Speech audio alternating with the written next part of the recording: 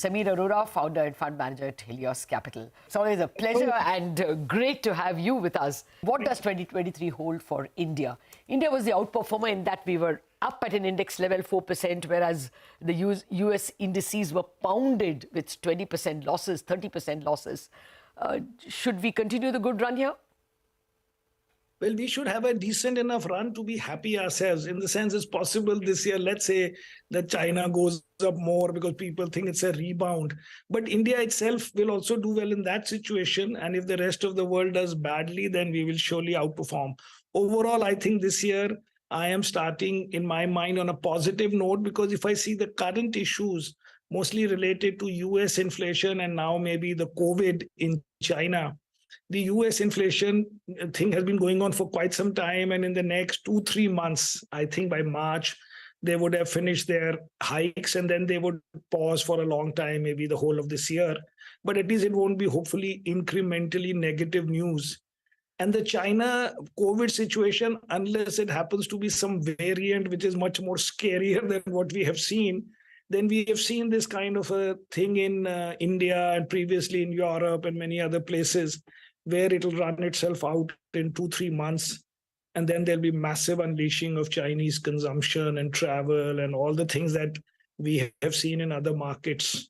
So I think plus minus 2-3 months, both these things would have played themselves out.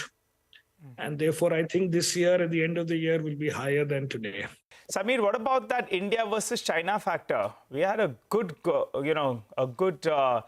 year in 2022. China was behind us. Suddenly, that reopened trade, valuations, etc. Are you in that camp that believes that China will outperform us? So China, it's already up some 30% from the bottom in October.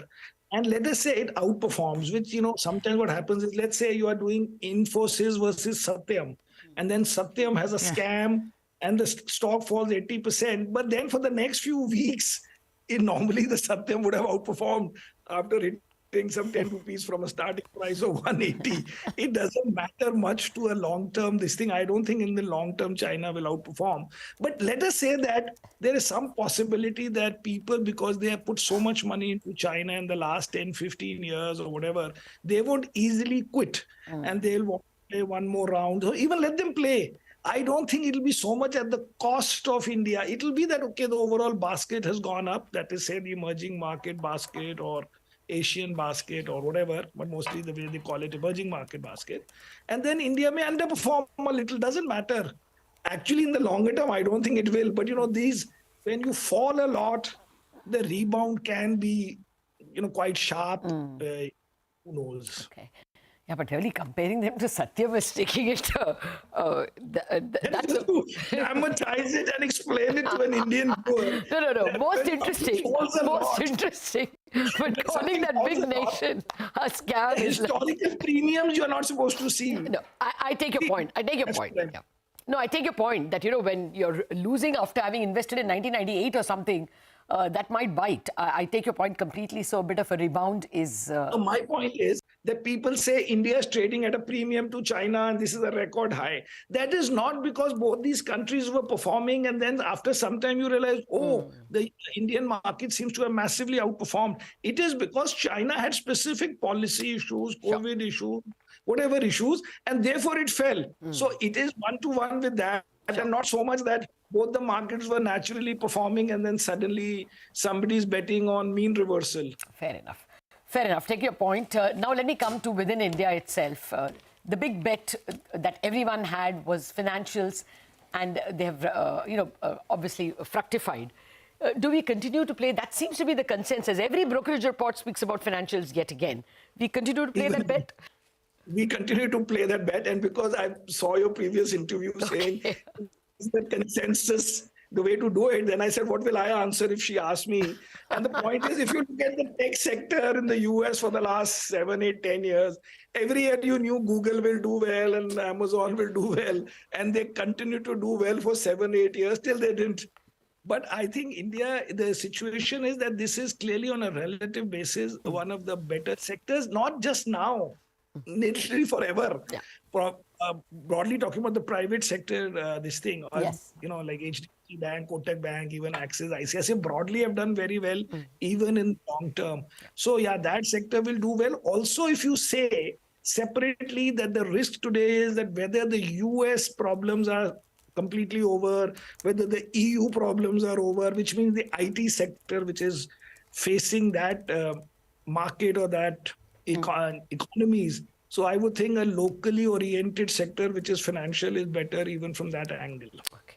All right, Samir, but what about HDFC Twins? A couple of those names, Kotak Mahindra Bank.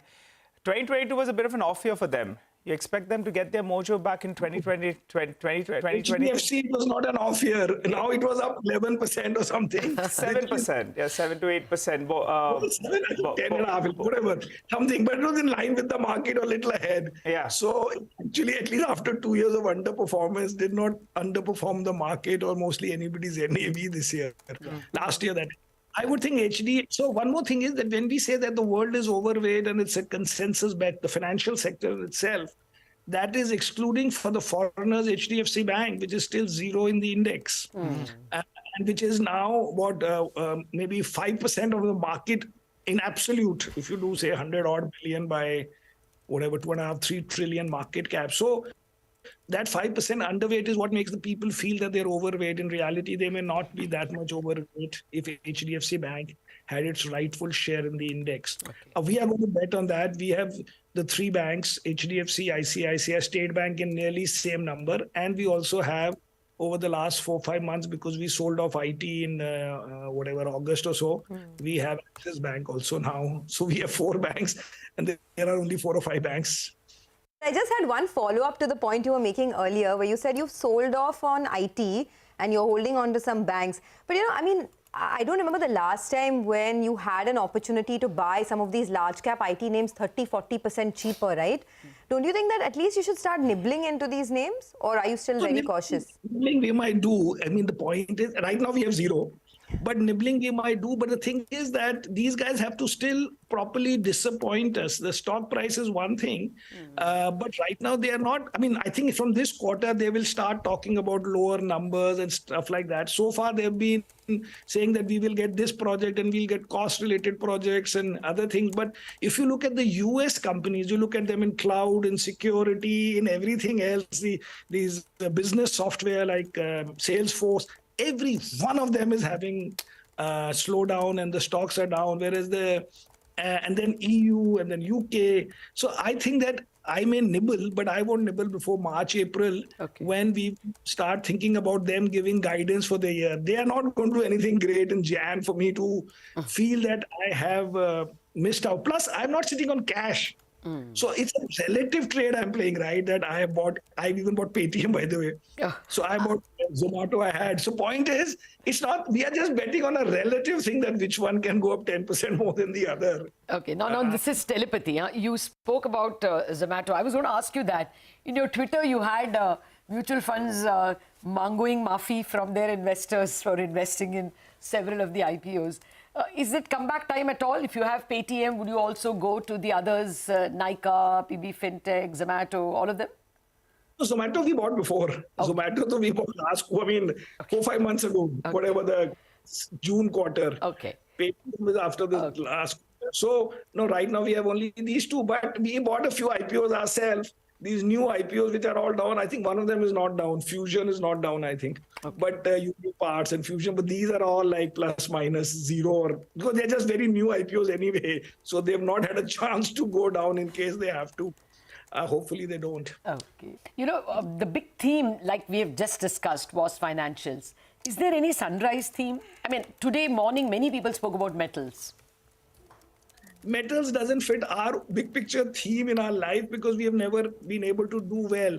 So when we feel that the theme has done very well and is irritating me, then I'll buy a little and then it'll stop performing. So we don't want to stage yet. So leave us with one big idea for 2023.